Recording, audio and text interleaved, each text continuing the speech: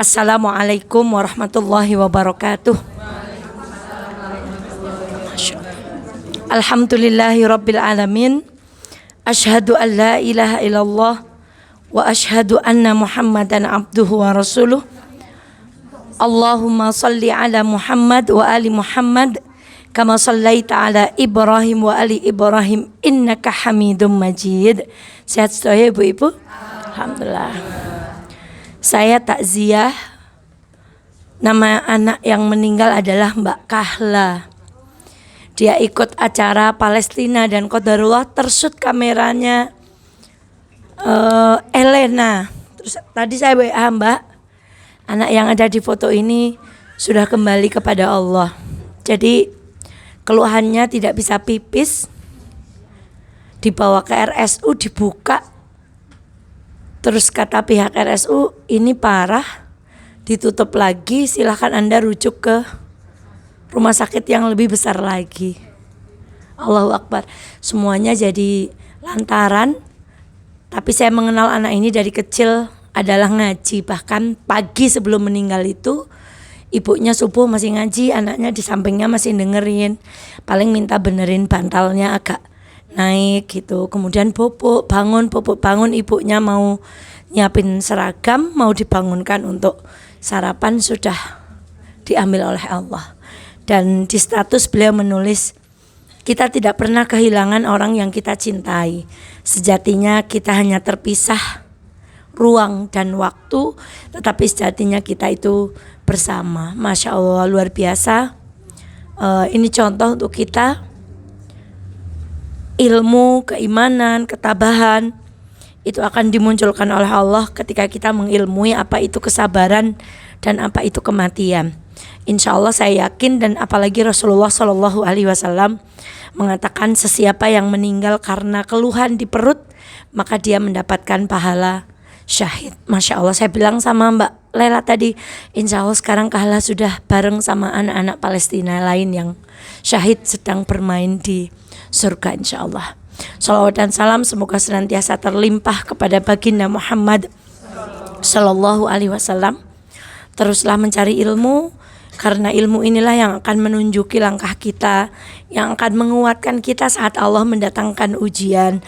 Dan pahala duduk kita di majelis ilmu inilah yang insya Allah kelak menjadi penerang kubur kita semuanya. Taib ibunda sekalian yang dirahmati Allah, kemarin kita sudah mempelajari tentang pelaksanaan sholat Jumat. Supaya nyambung saya ulang sedikit, antakunal balad misron au qaryatan. Jadi di dalam Syafi'iyah, sholat Jumat itu harus dilaksanakan di kampung, yang ada penduduknya. Bukan misalnya kita camping, kemudian di atas gunung kita melaksanakan sholat Jumat. Dalam Syafi'iyah, sholat Jumat harus diselenggarakan di kampung atau tempat tinggal yang umumnya disebut kota. Wa ayyakunal adadu arba'ina min ahlil jum'ah, halaman ke-87. Dan di dalam Syafi'iyah disyaratkan boleh mendirikan sholat Jumat kalau jumlahnya itu 40. Berdasarkan hadis yang pernah kita bahas, madhatis sunnatu anna fi kulla arba'ina fama fawqa dhalika jum'ah. Hadis ini yang dijadikan dasar bahwa orang Jumatan itu jumlahnya harus 40. Namun ketika nanti ibu belajar yang lain, bahkan ada ulama yang membolehkan 2 orang saja kalau mendirikan sholat Jumat itu boleh. Ada yang khotib, ada yang sholat rukunnya itu dipenuhi.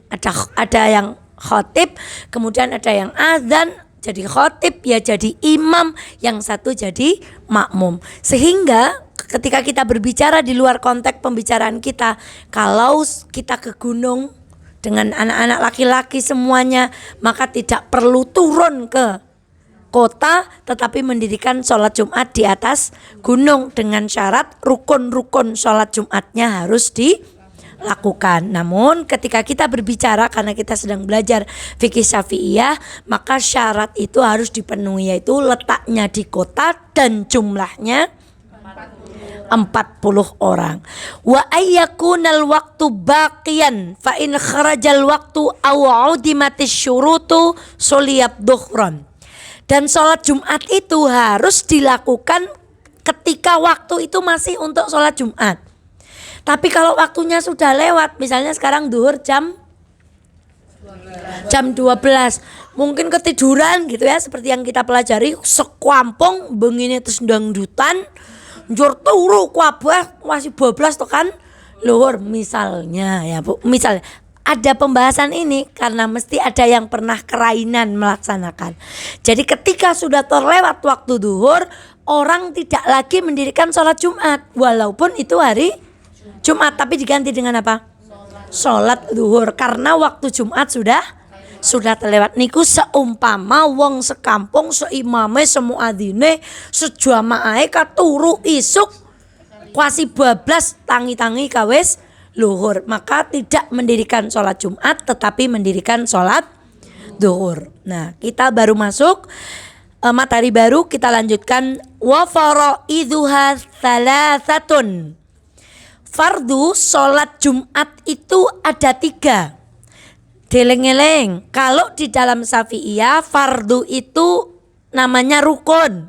Masih kelingan? Ada sunnah hai'ah, nah itu sunnah. Ada rukun. Nah, fardu itu berarti rukun. Fardu sholat Jumat itu ada 3.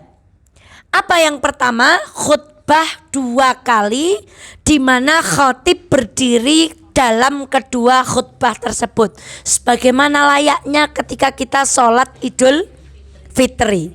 Yang kedua, duduk di antara 2 khutbah. Makanya kalau kita mendengarkan khutbah itu biasanya ketika di tengah-tengah khatib berbicara itu ada diamnya.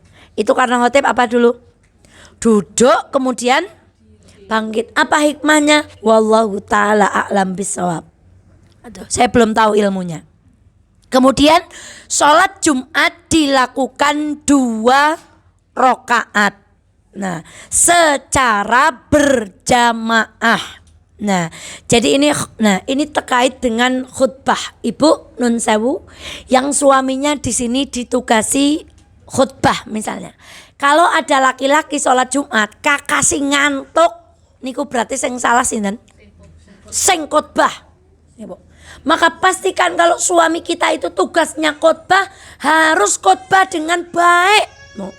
Di beberapa masjid ada yang salam sampai apa itu bahasa Arab terus yang dibaca.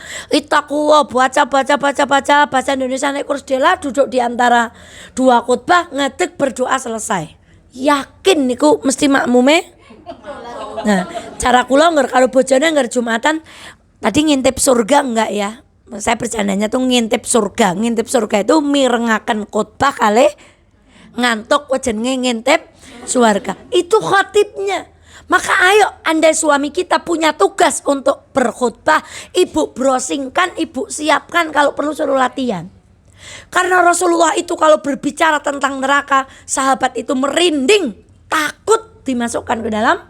Dan ketika Rasulullah berbicara tentang surga, sahabat punya pengharapan bagaimana ingin segera masuk. Sekarang gimana? Sudah. Dan orang sholat Jumat niku nun sewu. Ana wong ora tahu sembahyang fardu, ning jemuah tetep apa? Berarti kan ngelegakna. Coba orang mau pergi itu berarti lah aja lungan demen lah wong siki. Berarti orang itu datang sholat Jumat itu ngelegakaken, Bu. Onten uwong ngelegakna. Wes atus es ganteng es ganti lenggah teng masjid. Bagi saya itu kesempatan khotib untuk menyampaikan perkara-perkara yang penting. Kalau hari ini apa? Terkait dengan bagaimana politik di dalam Islam, bagaimana standar memilih pemimpin, misalnya bagaimana menjaga dari fitnah, bagaimana membela Palestina, terus disampaikan isu-isu yang sekarang terjadi. Itu mestinya diambil oleh para khotib. Niku kudune sing nyimak bapak-bapak niki kudu kempung banget.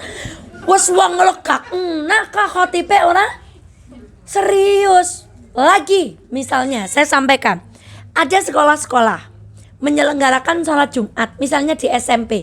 Ya materinya jangan suami istri dong. Materinya juga jangan tentang kesabaran, jangan. Tetapi khotib itu menyesuaikan materinya, misalnya pemuda dalam Al-Quran. Turun lagi kalau di Al-Asqiya yang Jumatan anak apa? Anak, jangan materinya tentang pemimpin. Anak kita belum ngerti. Maka materinya apa? Kisah penyembelihan Nabi Ismail. Dialog anak dengan ayah di dalam Al-Quran. Maka ya Allah, saya tuh betapa momen Jumat itu banyak dilewatkan oleh orang yang beriman.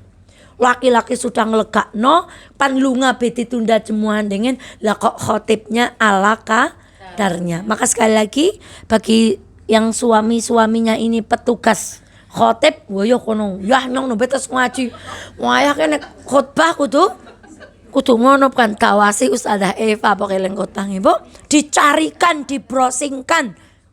Tinggal baca misalnya. Kalau ustadz seperti Ustadz Adi Hidayat kan kalau khutbah nggak baca bu. Tapi kalau suami kita mboten maca nanti bisa macet di tengah jalan. Maka diprintkan kemudian dibacakan. Ini penting sekali dan ini banyak dilewatkan. Itu kenapa pengajian itu harus serius. Orang sudah ngelegake. Ninggalkan anak, ninggalkan setrikaan, ninggalkan bahan.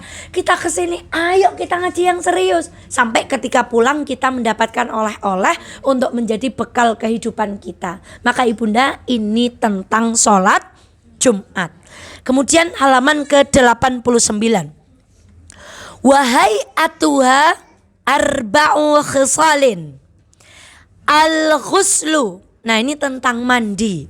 Ini sampai ada yang mengatakan berhubungan suami istri ketika hari Jumat itu jarene sunat. Mboten sangeteni dina jemuah mu.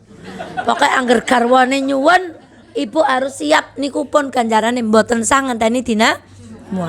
Maka mandi di sini mandi apa? Boleh kalau mau ibu misalnya suami kita dibuat mandinya itu dua. Satu mandi karena mau sholat Jumat sunnah. Yang kedua senggawe mandi wajib karena ibu bapak beribadah ketika pagi hari. Jadi satu kali mandi tapi dapat dua pahala. Nah itu tentang mandi di hari Jumat. Nah menika nun sewu. Masya Allah bu, kalau suami mau Jumatan dicek. Kalau sudah mepet-mepet Jumat kok belum bergerak, ayo ya sudah jam sekian agemane dipilih ke. Jangan sampai suami kita berangkat Jumatan kasarunge ngepir. Jor kokone maaf bau apek. Termasuk suami saya itu hidungnya kurang sensitif. Jadi tidak tahu barang sayup bu. Saya itu paling takut tentang jangan. Jadi selalu kalau mau dari itu kalau misalnya jangan inget-ingetan ini aman gitu. Karena hidungnya itu memang kami sempat operasi gitu ya. Jadi tidak terlalu tajam. Maka pakaian pun saya bagian cium. Begitu kalau laki-laki kan habis dipakai suka dicantolin lagi, nanti ganti baju lain lagi, cantolin lagi, ambil baju lain lagi, cantolin lagi. Maka saya itu tugasnya tak diingus-ingus gitu misalnya, oh ini sudah nggak layak dipakai gitu. Kok udah dicuci wong baru dipakai? Iya memang baru dipakai sekali tapi kan tadi udaranya panas, baunya sudah tidak enak. Itu bu. Maka sunnahnya itu yang pertama itu mandi dan membersihkan badan. Sudah mesti yang punya jenggot itu, meskipun ada yang berpendapat jenggot itu tidak boleh dipotong. Kalau suami saya dirapikan. Dulu sebelum menikah dengan saya nggak seperti itu, masih sedikit gitu. Tapi sekarang Masya Allah yang dikira ustadz itu suami karena jenggotnya gitu bu. Kemudian merapikan apa bu? Kumis, rambut, apa semuanya, sajadahnya dipastikan. Sajadah itu kalau jarang dicuci, lama kelamaan tuh napa ambune. Ini ku bahasa Indonesia ini penguk napa sal. Ala yo rapas ka apa karo penguk sece ngono. Napa penguk bu? Ya pokoknya penguk lah. Mandi dan membersihkan badan. Memakai pakaian warna putih. Lagi-lagi kita berbicara tentang kitab ini. Sunnahnya di dalam Syafi'iyah orang mau sholat Jumat itu memakai pakaian berwarna nun sewu. Ini juga saya mau mengingatkan. Sekarang banyak kaos yang bertulis, utamanya di punggung, nun sewu. Bahkan saya itu menangi ibu-ibu sholat pakai mukena dan mukenanya itu ada tulisannya. Misalnya tulisan apa, misalnya ini Mbak Devi jilbab nggak apa-apa, tapi kalau mukena jangan. Kulo sing teng burine njur maca kak. Mukena kayak tulisannya apa? Tetap maca bu. Ini serius ini. Jangan beli mukena yang ada Kalau ada tulisannya pastikan di depan sini. Termasuk kenapa di sini menyunahkan pakaian putih karena aman. Mengingatkan kepada kematian. Jangan-jangan kita memakai pakaian putih tapi hati kita enggak putih. Makanya sering kami sampaikan kepada jamaah haji, ayo maknai. Jangan pergi haji, pergi umrah tapi enggak bisa memaknai pakaian putih. Masya Allah, suatu saat kami tampilkan gambar yang besar, Bu. Kalau matahari dibandingkan bumi, ini apa ini? Yang penting bukan Nobel ini. Ini segini, Bu. Bumi itu segini. Saya tanya, mobil mewahnya Ibu di mana? Sertifikatnya? Gelangnya? Tokonya? Gak kelihatan. Ini bumi kalau dibandingkan apa? Gak kelihatan. Maka salah satu filosofi dari pakaian ihram itu apa? Wong niku ra keton apa-apane. Sing dipresani Gusti Allah ukur sing nang jero. Maka ini kenapa di dalam Safiyah kalau sholat Jumat itu sunahnya menggunakan pakaian. Kalau bisa pakai koko. Dan jangan biasakan suami kita menggunakan pakaian yang ada tulisannya. Dan digawa meng masjid nggo sembayang. Kowe mburine Allahu Akbar karo lha nek siki kok sing ndukung nomor 1 kaose Amin, sing nomor 2 Prabowo, sing nomor 3 wene njur wae dobalane nyong ki sing ngarepe nyong kan gitu, Bu. Jangan. Pastikan suami sholat itu serius pakaiannya, Bu. Dan kadang laki-laki itu lebih serius dari perempuan. Laki-laki itu kalau mau sholat itu bajunya selalu ganti. Kula para cok mboten kober. Ya sing nggo nang pawon, sing nggo kayak gini kok ya bali tekan rumah ya ki sing nggo sembayang ya ki sing nggo ngapa-ngapa dinambet sing gawe reget. Nah, itu membersihkan badan, memakai pakaian berwarna putih. 3, memotong kuku. Si kecil itu sampai kukunya panjang tuh, ayo dipotong. Gak mau nunggu hari Jumat. Nek cara kula ya nggak usah hari Jumat. Hari Jumat itu kan sunnah. Lah kamu kukunya wes enggak, pokoknya enggak mau nunggu hari Jumat. Itu kuku. Nah niki mumpung kula kelingan. Bayo kono sing kukune dawat cepet umpetna. Moyo kono. Ana Bu prepon.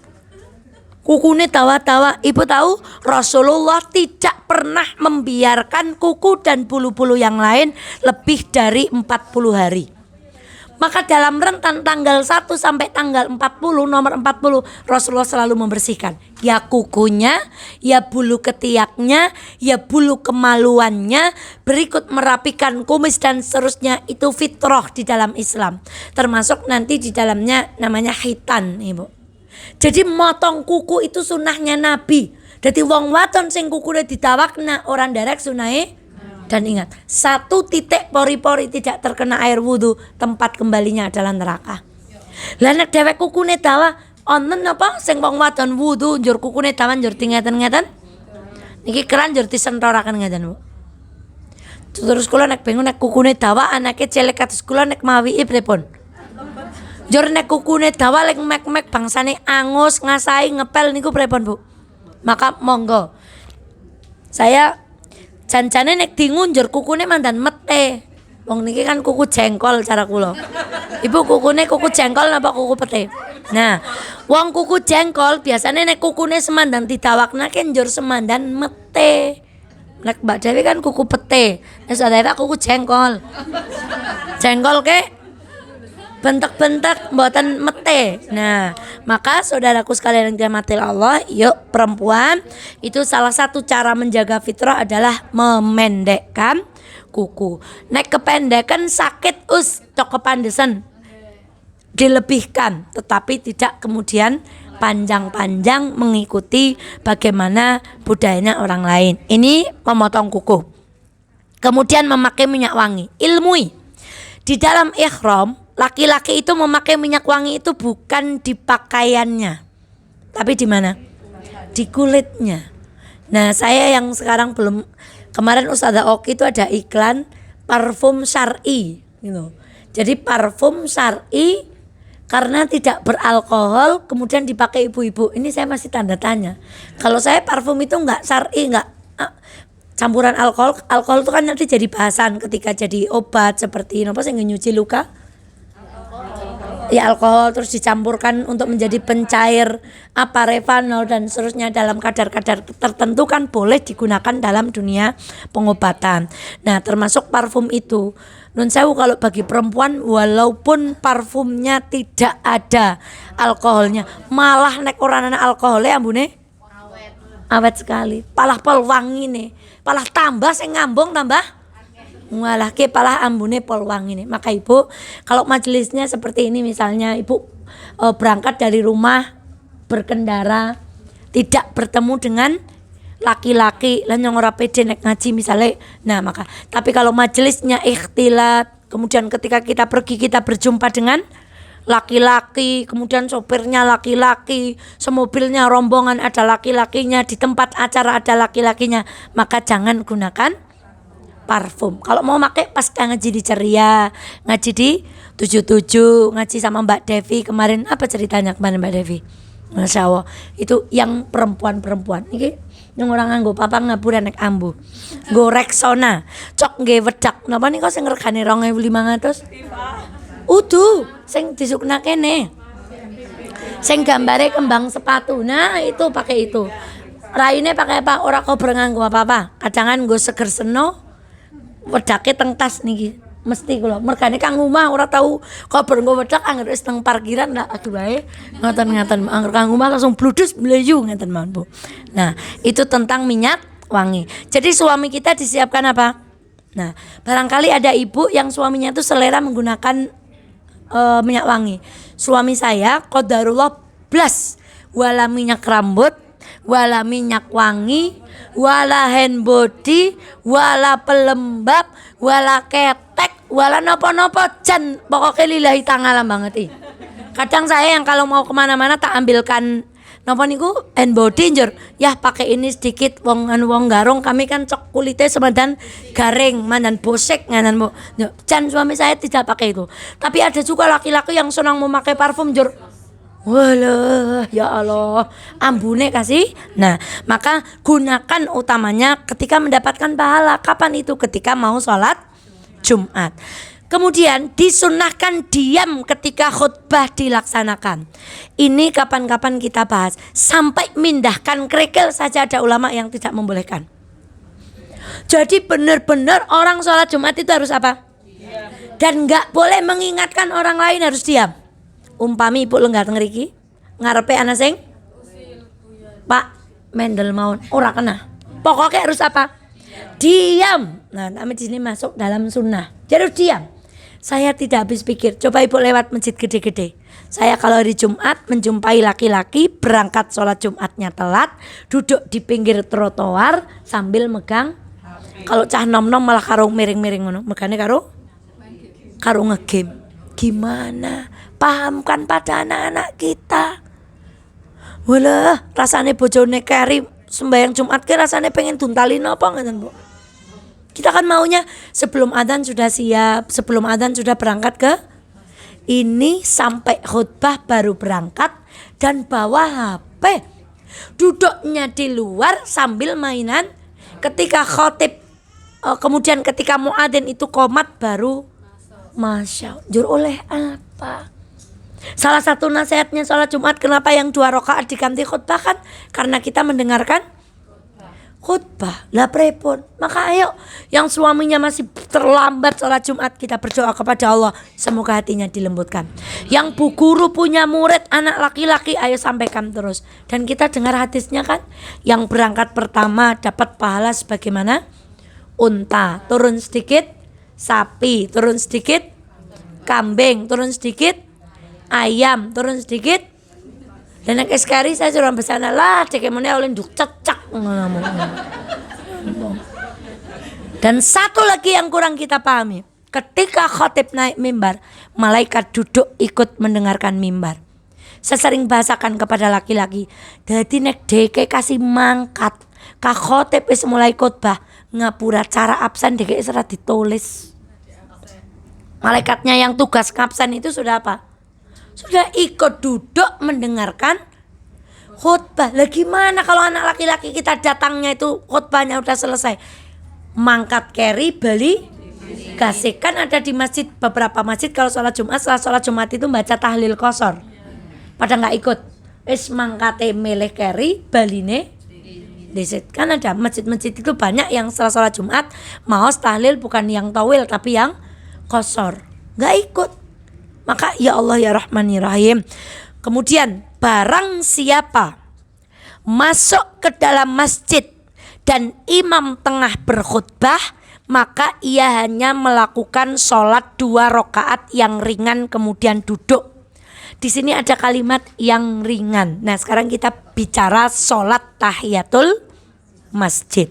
Nah, para ulama berbeda pendapat. Ada yang mengatakan wajib, ada yang mengatakan sunnah. Nah, ceritanya ketika ada seorang laki-laki tiba-tiba melompati pundaknya orang, lewat julang-julang duduk di depan.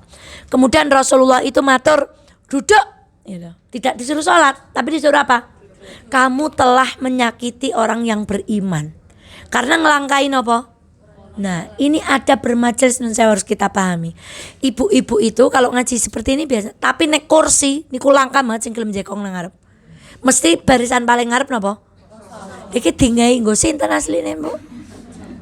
Niku kebanyakan ngarep mesti napa? Sehingga yang di belakang tidak uman tempat. Kalau yang belakang teka keri njur julung niku mengganggu konsentrasi. Maka misalnya saya mau ngisi khutbah nikah, sudah sambutan asrah pinanganten. Saya baru datang disuruh duduk ke depan, saya nggak mau. Saya tak di sini aja. Nanti kalau sudah MC memanggil nama saya baru maju. Jangan mengganggu konsentrasi. Termasuk adab di majelis, kalau kita sudah ketinggalan tidak boleh mengucapkan apa? Salam. Langsung duduk. Kalau yang sudah tahu ilmunya itu bukan orang sombong. Ida enak sing ngurung ngerti ilmunya. Wong kateka langsung jegong petengkruk ora takon ora. Padahal yang benar tuh itu loh pentingnya ilmu. Yang benar tuh malah yang begitu. Kalau datang terlambat mengucapkan salam apalagi assalamualaikum gitu. Nah itu belum tahu adab di dalam bermajelis. Maka tentang tahiyatul masjid yang pertama cerita tadi menunjukkan bahwa tahiyatul masjid itu tidak wajib, tapi hanya sunnah. Kemudian suatu hari datang 3 orang kepada Rasulullah SAW.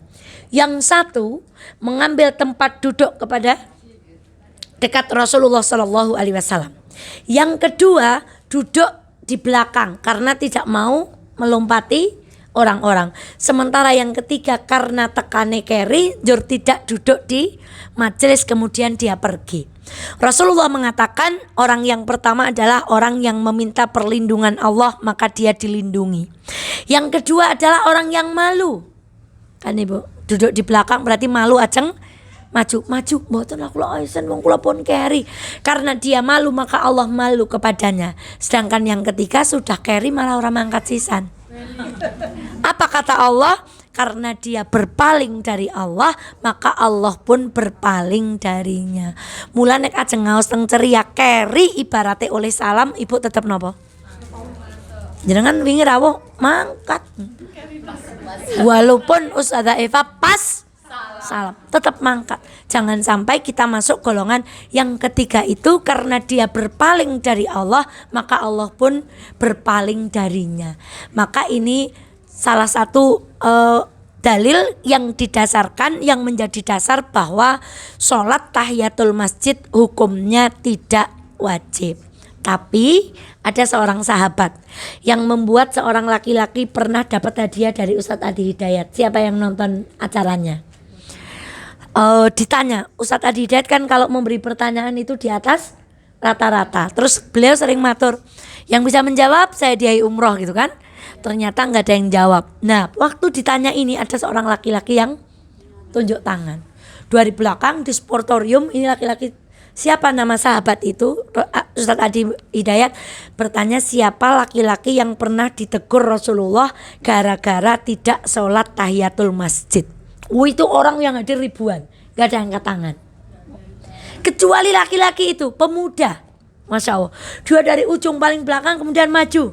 Kemudian siapa namanya? Tahu jawabannya? Tahu. Wah luar biasa, ini pertanyaan di atas rata-rata. Kemudian laki-laki ini menjawab Sulaik. Ustadz Adi Hidayat bilang tak tambahi kalau tahu dari mana asalnya Sulaik. Ternyata laki-laki ini menjawab namanya Sulaik Al-Ghatafani dari Gatafan. Dia dapat hadiah umroh atau uang 8 juta atau 5 juta dari Ustadz Adi Hidayat. Jawab Sulaik Al Nek dewek idan krungu bae bedina kiye lho. Ya lho. Nah, siapa Sulaik Al-Ghatafani itu? Suatu hari Rasulullah itu sedang khutbah. Tiba-tiba Sulaik Al-Ghatafani itu datang terlambat dan langsung duduk. Maka Rasulullah Sulaik berdiri, sholatlah 2 rakaat yang ringan. Ini dalil yang menunjukkan bahwa sholat tahiyatul masjid, meskipun orang itu datang sholat Jumat itu terlambat, khotib sudah naik mimbar, tetap mendirikan sholat 2 rakaat, tapi yang ringan. Wis ngerti tekane keri ling sholat tahiyatul masjid amma yatasaalun. Kata Rasulullah sholatnya yang apa? Yang paling baik apa? Ini sampai dibahas. Apakah khotib juga harus sholat tahiyatul masjid? Iya kalau dia datang lebih awal. Tapi kalau sudah mepet masuk sholat Jumat, khotib mendingan meninggalkan sholat tahiyatul masjid, langsung bersiap-siap apa? Maka pastikan suami kita datang lebih awal, sehingga ketika sampai di musola masih dapat sholat nopo? Tahiyatul masjid. Dan yang tidak boleh, khutbahnya sudah mau berakhir, sebentar lagi qomat, maka orang yang datang itu tidak perlu melaksanakan sholat. Seperti kita ini keluar dari sholat Jumat, ibu masuk ke masjid. Kan setiap masjid itu ada kesepakatan. Saya sering ingatkan ibu yang suaminya aktif di masjid, pastikan masjid kita punya kesepakatan qomat. Dari adzan sampai qomat itu mau dijarak berapa menit, bukan baru adzan langsung apa? Adzan itu kan manggil. Janjane prike wong sing dipanggil urung teka kan langsung cara kenek dieng penumpangnya urung munggah, keneke melaku bae ya penumpangnya urung sida munggah. Muadzin itu kalau saya sederhanakan seperti kenek dieng walaupun orangnya masih jalan di sana. Kalau sopir angkot dintosi ta Bu? Noleh Gang langsung tindani. Sing nang motor selak arep ngaji, ya Allah suwim banget ya Allah. Belajar sabar itu dengan naik angkot Bu. Belajar sabar itu dengan naik angkot Bu. Ya Allah, alon temen mandek maning delok Gang. Mandek maning terus setiap Kang napa? Ya ora kena mai itu loh, mancan angkot uli hasil dari situ. Nek arep cepet ya aja nunggang, kecuali mau santai. Tadi kan suami mau ditungguin enggak, nanti pulangnya Bunda naik angkot aja gitu Bu. Karena mau belajar, naik angkot tuh banyak belajar, ketemu dengan banyak orang dan seterusnya. Sekali lagi, ibu kalau azan di masjid beri kesepakatan berapa menit kita mau? 2. Kalau kira-kira waktu sudah mau qomat, ibu tidak usah sholat tahiyatul masjid atau sholat yang lain. Karena kata Rasulullah, kalau sudah qomat sholat wajib, maka tidak ada sholat selain sholat wajib. Maka nggak perlu terlampau sholih. Jur kemudian ismeh qomat kaiken sembayang. Bahkan yang sudah sholat, kalau rokaatnya baru takbir dia baca Al-Fatihah, kata para ulama batalkan, ngejar takbir bersama imam. Pertanyaan lagi, lah nek dewek mlebet masjid ajeng sholat qobliyah duhur, ya pengen sholat syukrul wudhu, ya pengen sholat tahiyatul masjid, mengkono waktune cuman cukup untuk sholat 2 rakaat, maka sholat apa? 3-tiganya. Karena sholat sunnah itu boleh menggabung sholat yang lain. Nah, jadi dapat berapa? Dapat 3. Sejatinya orang yang sholat tahiyatul masjid di masjid itu, kalau dia salah wudhu ya dia dapat sholat apa? Syukrul wudhu. Sejatinya dia yang waktunya mepet pengen sholat tahiyatul masjid, sejatinya dia juga dapat sholat qobliyah, kecuali waktunya lebar. Oh, karena datang ke masjidnya sebelum azan, maka sholat syukur wudhu, nah misalnya dan seterusnya, dan tahiyatul masjid.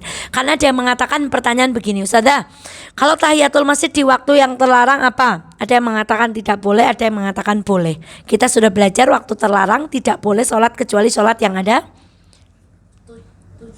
sholat yang ada sebabnya. Salah satu sholatnya apa? Sholat jenazah, itu karena ada sebabnya. Maka walaupun di waktu yang terlarang boleh mendirikan sholat. Nah, maka dibawa kepada sholat tahiyatul masjid, boleh enggak? Kalau belum duhur masuk masjid itu berarti waktu nopo? Waktu terlarang, karena sebentar lagi sholat apa? Nah, tetap ada yang membolehkan karena sholat tahiyatul masjid itu sholat yang memiliki sebab. Sebabnya nopo? Ya melbu masjid. Walaupun ada yang melarang, kemantapan saja. Nah, maka supaya kita masuk masjid, dene ngurung luhur kawong gue sembayang bukan di siki waktu terlarang. Nah, jamaah ceria sudah tahu.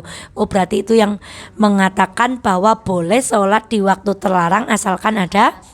Masya Allah, ibu ini dah cocok pokoknya ini, Bu. Nah, maka Sulaik al-Ghatafani itu kemudian berdiri melaksanakan sholat 2 rakaat yang disebut dengan sholat tahiyatul. Nah, ini yang menjadi dalil bahwa sholat tahiyatul masjid adalah sholat yang disunnahkan. Saya berhenti di sini dulu. Saya akan pergi kepada apa hukum perempuan pergi sholat Jumat. Nah, 98 FM Purnama Sidi Wonosobo, mencerahkan, inspiratif. Kita kembali ke judul yang pertama. Nah, ketika pada halaman 87, wasyara itu wujubil jum'ah sab'atu asya. Syarat wajib sholat Jumat itu ada 7. Siji Islam, loro buluh. Buluh apa kemarin? Balik. Kalau laki-laki ditandai sudah apa? Mimpi basah. Kalau belum mimpi basah sudah boleh pergi ke masjid, boleh. Buluh ini kemudian dijabarkan oleh para ulama asalkan anak itu bisa tamyiz. Apa itu tamyiz? Membedakan antara yang baik dan yang buruk. Kemarin kita tanya, boleh nggak kita diimami anak yang sudah tamyiz? Boleh. Kemudian al-aqlu dudu wong edan, wal hurriyatu dudu budak. Karena budak zaman dulu nggak boleh kalau tuannya nggak mengizinkan, dia tidak boleh keluar. Wadzukuriyah di sini disebutkan laki-laki, tidak disebutkan apa? Perempuan. Wasihhatu wal istiton, dia tidak sakit dan dia istiton atau penghuni kampung tersebut.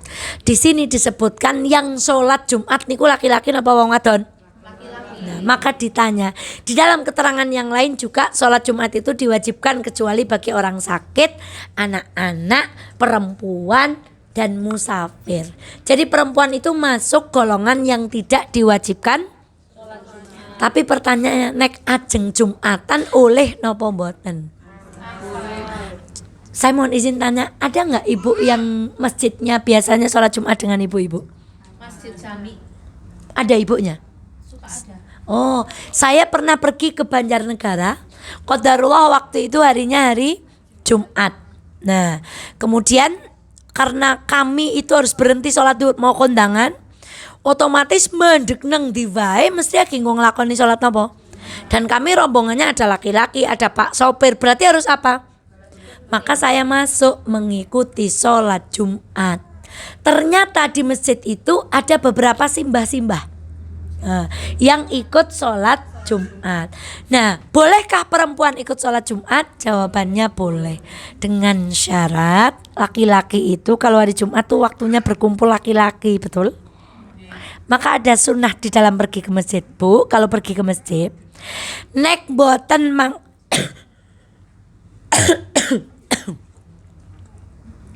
kalau tidak pergi lebih awal, mangkate keri. Ketika laki-laki sudah, begitupun pulangnya, mau habis salam langsung pulang, atau ketika salam ibu berzikir laki-laki sudah pulang semua baru ibu. Nah, saya kemarin ketemu dengan seorang perempuan. Ya Allah Ustazah, saya tuh punya tetangga yang ramah banget. Laki-laki tapi pokoknya selalu menyapa. Dan saya tuh risih. Kenapa? Karena dia tuh selalu bareng saya ketika masuk masjid. Utamanya ini ada masjid yang banyak PR, pintu perempuan dengan laki-laki masih jadi satu. Saternya juga sater yang transparan, sehingga walaupun tidak lihat wajahnya masih apal warna. Kayak calon mantu nih nyong kayak ya Allah kayak leh sembayang nengarep gegah, Bu. Suami ebel banget nih, Bu. Ini kalau bikin sater ya jangan yang transparan. Ya percuma gerakannya kan.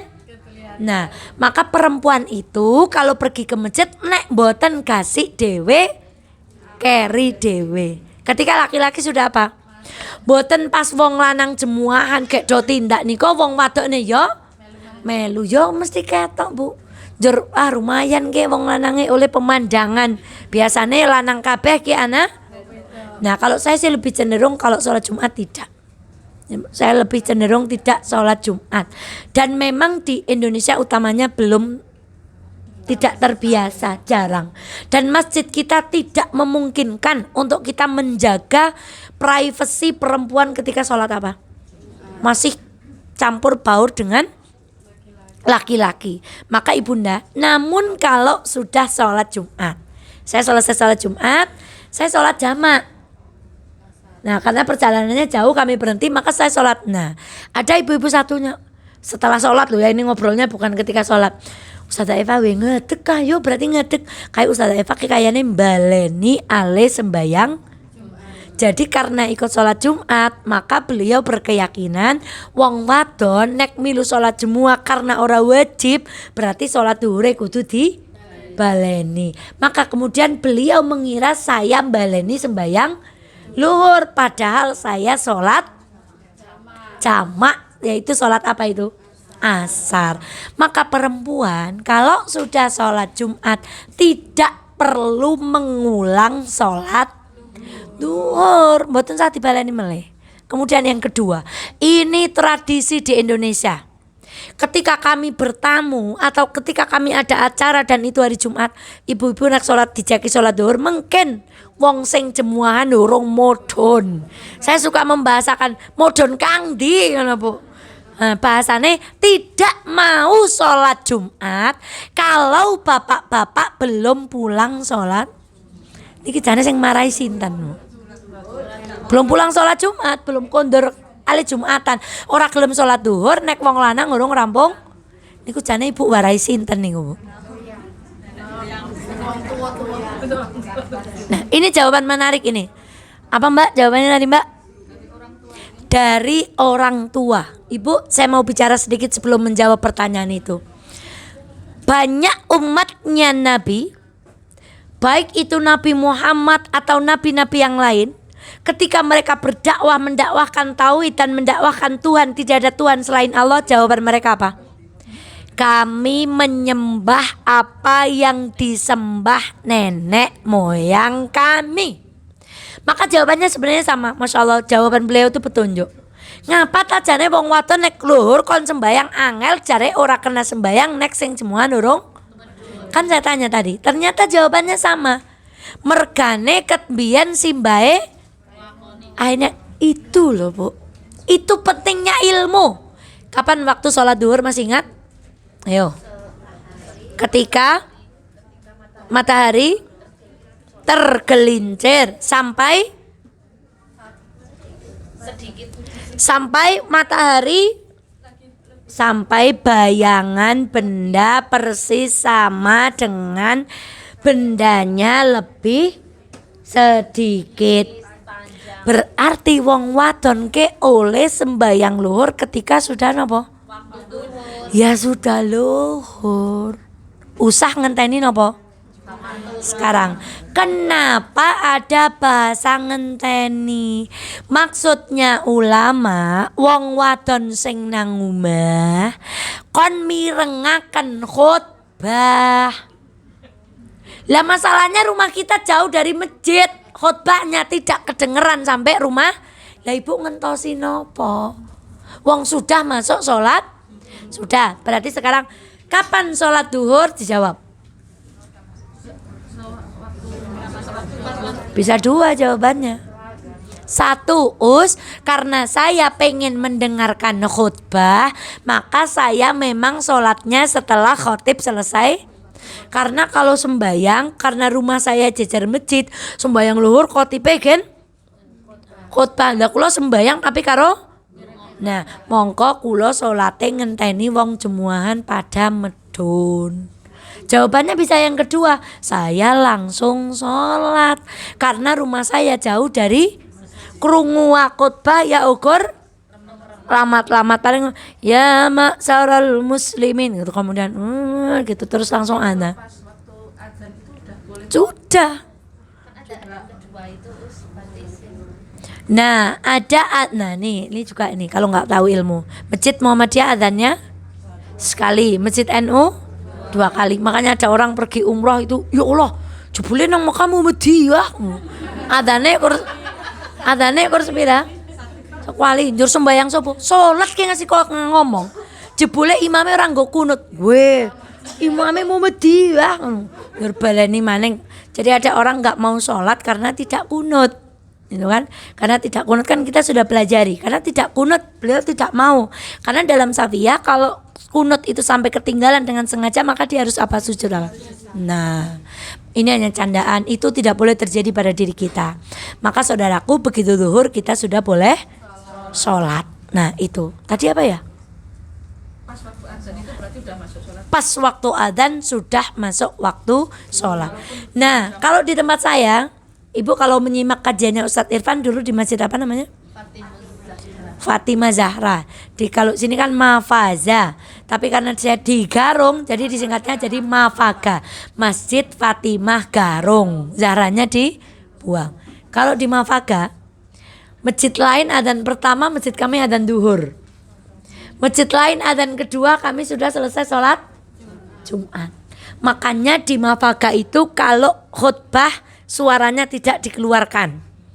Karena munggahnya jemuahan itu sesuai dengan jadwal waktu duhur, langsung adzan ya langsung.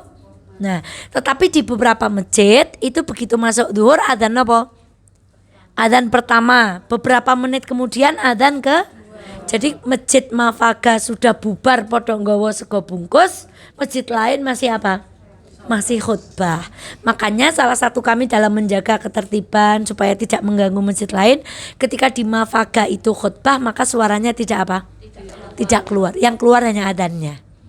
Nah, terus ketika adzan pertama sejatinya sudah masuk duhur. Dilihat saja waktunya, waktu duhur. Nah, itu tentang sholat Jumat bagi wanita. Nah, sekarang saya mengingatkan lagi, anak-anak laki-laki kalau mau sholat Jumat boleh atau tidak?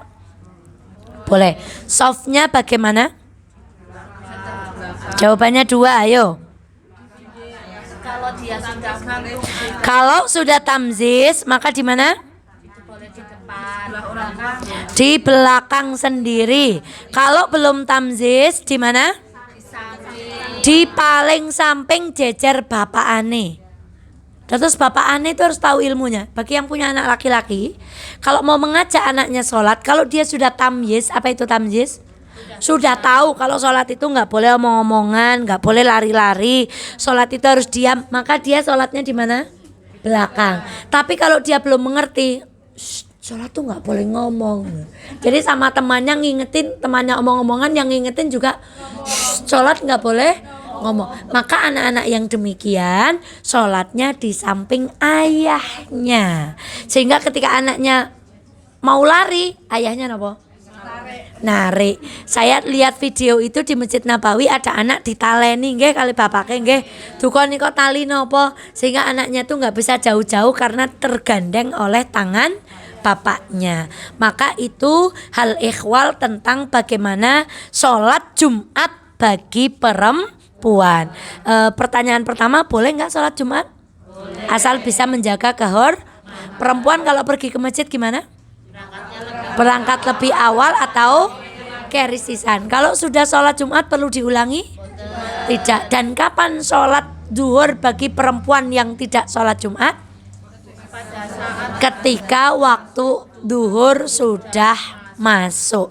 Itu pentingnya kalender yang ada jadwal sholatnya. Sebab umpama perumahan niku kadang nonton sing mboten adzan, leres mboten. Karena perumahan itu kabeh pada nyambut gawe kabeh. Maka kalau saya ngisi ngaji di pengajian saya bertanya gini, Bapak Ibu nun sewu sing adzan teng mriki sepuh napa enem? Jawabane napa biasane? Sepuh. Sing ngimami sepuh napa enem? Sing makmum sepuh napa enem? Jadi saya biasanya bertanya, lah sing enom sami teng pundi? Nah, jawabannya sami nyambet Lah kalau kita sholat itu nunggu adzan, ibu bisa bingung. Orang Jakarta, orang Banjarnegara ke daerah atas mesti bingung. Kaget saya suatu saat itu Bu ketika belum tahu. Inilah wis maghrib gitu Bu. Karena jam 4:30 agi wae. Mangkana mendung. Saya kaget kayaknya gue sembahyang asar kiki kawes nyongka maghrib ka urung bali jebule agi adzan. Itu kalau kita nggak tahu waktu. Sehingga kita sholatnya itu nunggu apa? Nah, maka sholat itu adzan itu panggilan tanda waktu sudah masuk. Nah, kadang-kadang ada perumahan yang tidak sempat adzan sehingga kita itu sholatnya tidak perlu nunggu adzan tapi melihat jadwal sudah masuk waktu. Seperti sahur. Kalau saya nggak adzan karena masjid dengan satu dengan yang lain cok. Subuhnya itu berbeda, ada yang sudah imsak, ada yang belum nyetel. Zaman kalau cilik Radio Purnama Sidi kalau imsak bunyinya gimana Bu? Sirine. Ya Allah, kalau buka deng deng deng deng deng deng deng. Niku berarti pun apa? Buka zaman biyen. Wala seniki wis diloki waktune bae. Kurang 5 menit. Kurang berapa menit lagi, Bun? Zaman biyen mau nonton HP ngenteni kang radio muni deng deng deng deng. Itu nembe mau napa? Orang ngerti jadwal, orang ngerti apa urungan selebaran utangan kana sing jenenge ngenteni imsak yang ngenteni Radio Purnama Sidi muni napa? Imsak jur sing bagian petugas imsak kan Bu. Maka di dalam pedoman waktu itu juga kami biasanya menempel jadwal imsakiyah sehingga anak-anak tidak terburu-buru cepat kurang 5 menit. Gitu. Nah, nanti demikian Ibu sekalian yang dirahmati Allah tentang sholat Jumat. Insya Allah kita berjumpa lagi tentang sholat Idul Fitri dan Idul Adha. Saya muqaddimai kenapa penting. Banyak perempuan yang kalau sholat Idul Fitri dan dia haid, dia tidak ikut sholat, tidak ikut ke lapangan, tidak ikut ganti baju kemudian pergi ke lapangan. Jenengan ngapain nung? Jenengan orang ketemu jenengan. Oh, wongnya lagi haid, jadinya orang mangkat masjid, orang mangkat lapangan. Benarkah sikap yang demikian? Apakah perempuan itu boleh tinggal di rumah ketika sholat Idul Fitri atau Idul Adha? Insya Allah berjumpa di pertemuan selanjutnya. 98 FM Purnama Sidi Wonosobo, mencerahkan, inspiratif. Demikian, astagfirullahaladzim. Ada pertanyaan? Ada pertanyaan tentang sholat Jumat atau apa? Ya, silakan. Waalaikumsalam warahmatullahi wabarakatuh. Katanya perempuan itu juga wajib sholat Jumat karena mereka berpedoman dari Al-Quran. Saya nggak paham suratnya. Katanya ya ayyuhalladzina amanu, berarti orang-orang yang beriman. Oh, betul. Ya ayyuhalladzina amanu dalam sholat Jumat itu. Jadi kalau sudah adzan ini juga jual beli dan sewu. Kalau di sholat Jumat itu pada ayat yang bicara tentang sholat Jumat itu orang suruh pergi sholat Jumat. Setelah selesai silahkan kalian bertebaran di muka bumi. Maka ada yang mengatakan jual beli saat sholat Jumat hukumnya makruh. Maka kalau kita mau bawa jangan naik angkot, jangan naik bis ketika jam waktu apa Bu? Supaya sopirnya tahu jenengan kudune ora nyopir neng napa? Sholat Jumat aja tunggangi. Kok aja siki nenge leng metu engko ngeten Bu. Ben napa ben ngerti bahwa waktu itu sopir itu mestinya napa? Begitu jual beli jangan bertransaksi ketika waktu sholat napa? Karena ada ulama yang memakruhkan. Betul, ada yang mengatakan dalilnya karena itu khitabnya umum. Wahai orang-orang yang beriman, diminta kita sholat. Fas'au ila dzikrillahi wa dzarul bai'. Cepat-cepatlah engkau mengingat Allah dengan cara mendirikan sholat Jumat. Wa dzarul bai' dan tinggalkanlah niaga. Nanti kalau sholatnya sudah selesai silahkan kamu bertebaran di muka bumi setelah nopo? Sholat. Maka ibunda sekalian yang dirahmati Allah, wallahu taala a'lam bissawab. Setahu saya tidak wajib karena ada hadis. Jadi ada Al-Qur'an, hukumnya umum bisa diterangkan dengan hadis. Di hadis dikatakan sholat Jumat itu wajib kecuali bayi, orang sakit, perempuan, musafir. Nah, maka dalil yang hadis ini mengatakan sholat Jumat tidak wajib bagi perempuan. Karena walaupun umum dikhususkan oleh hadis, namanya nih Quran diterangkan dengan hadis. Contoh, nggak ada rakaat sholat di dalam Al-Quran, tapi diterangkan di mana? Diterangkan di hadis. Kemudian banyak perkara yang di dalam Al-Quran belum detail, didetailkan di apa? Wallahu ta'ala alam. Namun bila ada saudara-saudara kita yang mewajibkan dirinya sholat Jumat karena mengambil dalil yang disampaikan oleh tadi, yaitu mengambil keumuman ayat bahwa berarti orang beriman seluruh sholat Jumat, berarti wong beriman ke ya lanang ya wadon, berarti lanang wadon kudu wajib sholat Jumat. Ibu ada yang di masjidnya ibunya semua sholat Jumat? Ada nggak? Qadarullah nggak ada ya. Mungkin kalau di daerah yang pelosok-pelosok gitu mungkin ada. Wallahu ta'ala alam, karena kita ini tinggalnya di wong kota kabeh ta nih kita. Oh, ora ana sing wong desa ta. Masya Allah, Masya Allah. Mana Mbak? Mana Mbak? Oh, Kali Cecep. Kali Cecep kotanya, Kali Cecep. Oh. Saya pernah ke TK Al Iman. Itu mana itu Manja? Oh, Masya Allah. Itu namanya Kali Cecep toh kelurahannya. Masya Allah. Oh, piyayi kanak ya. Urung dosa kota. Silakan Bunda. Ya. Waalaikumsalam warahmatullahi wabarakatuh.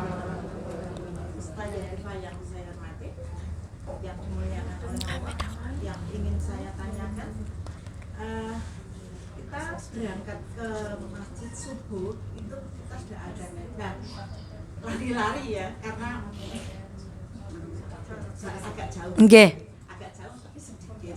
Nah, sampai di masjid itu lebih baik kita sholat tahiyatul masjid atau sholat apa ya?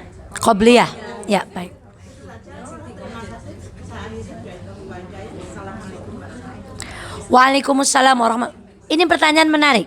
Bolehkah kita berangkat sholat ke masjid dengan jalan terburu-buru? Jawabannya tidak. Tidak boleh. Harus lambat pun tidak apa-apa. Tapi sholat jalannya apa? Itu kata Rasulullah. Tidak boleh. Islam itu, Ibu, setelah ini kita tutup. Islam itu selalu mengajak kita melakukan sesuatu dengan kesadaran penuh. Contohnya orang bangun tidur itu mboten nek mripate melek langsung alhamdulillahilladzi ahyana ba'da mamat. Tidak. Tapi disuruh apa sama Rasulullah? Bangun, duduk di tepian kasur, tangannya pripun? Ucak-ucak, setelah itu baru membaca.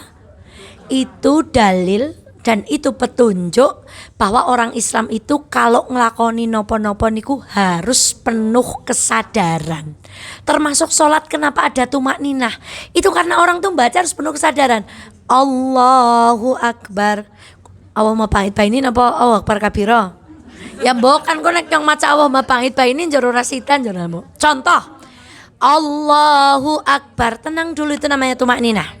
Setelah kita sadar, nafas kita atur, baru kita mulai baca Allahumma ba'id baini, atau wajjahtu wajhiya lilladzi fataras samawati wal ard. Itu namanya melakukan dengan penuh kesadaran. Maka tidak boleh sholat perginya terburu-buru. Itu yang pertama. Pertanyaan yang kedua, berarti ibu tindak luweh kasih nek mboten keri mboten napa-napa. Sing penting mboten pelayon. Cara mboten icak-icuk, lek mlaku tetap langkah napa? Langkah biasa, langkah lumrahnya kita melangkah. Yang kedua, sudah buru-buru otomatis waktunya berarti apa? Sempit. Sholat tahiyatul masjid atau sholat qobliyah? Jawabannya satu sholat dapat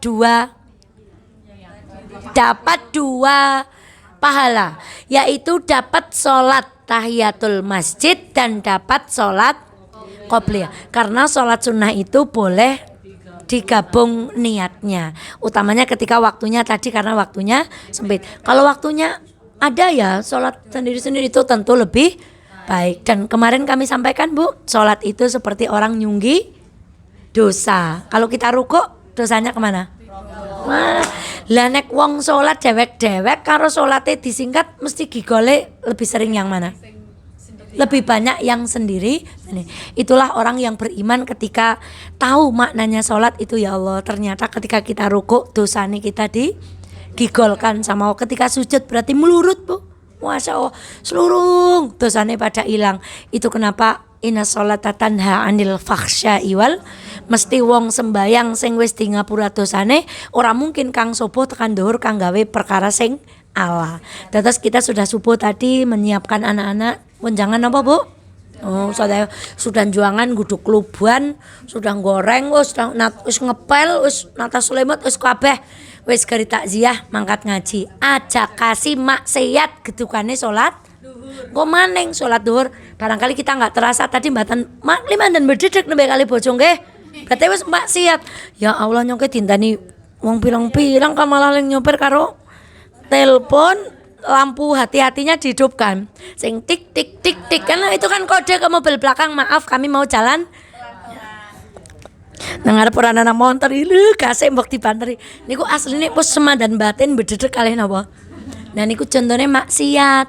Nah mungkin sholat dhuwur sembayang nek bisa tekan asar aja nggawe mak. Ibu cok batin-batin kados niku kali bojone. Assalamualaikum warahmatullahi wabarakatuh.